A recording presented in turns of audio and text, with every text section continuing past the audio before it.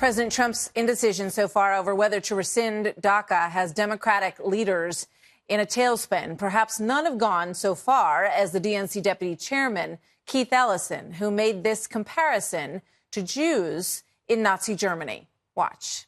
I'm one of the people who believes we should give our neighbors sanctuary. And if you ask yourself, what would I do if I was a Gentile in 1941 if my Jewish neighbors were under attack by the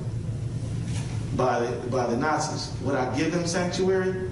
You might be about to find out what you would do. Will you pass that moral test, or will you fail it? So Ellison is not only comparing immigrants who have broken laws in the United States to Jews facing persecution during the Holocaust. He's seemingly comparing U.S. law enforcement to Nazi brown shirts. Joining me with his reaction is Ben Shapiro, editor-in-chief of the Daily Wire. Ben, good to see you again tonight. Welcome back to the program. Thanks. So what do you think? Well, I mean, there are about 1 bajillion things wrong with everything that he just said. First of all, Keith Ellison is the last person who should be making Holocaust references, considering that he spent the last 30 years of his life opposing Jews. I mean, he was very close with Nation of Islam founder Louis Farrakhan in the 1990s. He gave a leadoff speech for a guy named Khalid Mohammed, who is so radical that he was thrown out of the Nation of Islam for anti-Semitism. He's tried to back off of that in recent years, but Alan Dershowitz said that if Keith Ellison had been appointed head of the DNC, he would have left the Democratic Party wholesale.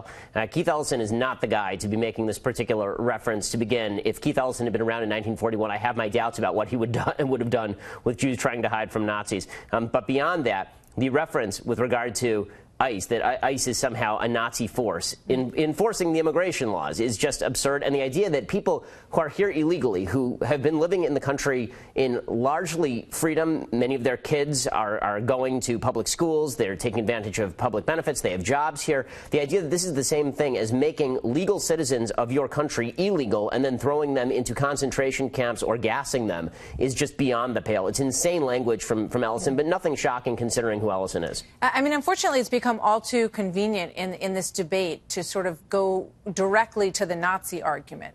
The idea that, anyone who's conservative is sort of somewhere on that spectrum that is espoused by some people and appears to be used as sort of a tangential argument here by Keith Ellison, really puts us in a place, that goes back to what we were talking about in the last segment, where everything is so fired up, so emotional, that we have little opportunity to actually have a good, solid exchange of ideas that doesn't go to that place.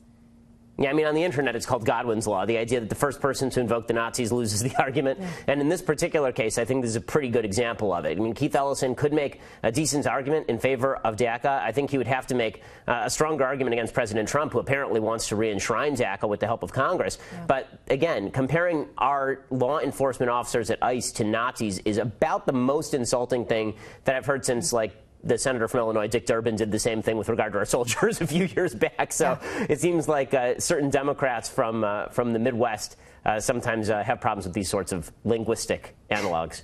Ben Shapiro, thank you very much, Ben. Always good to see you.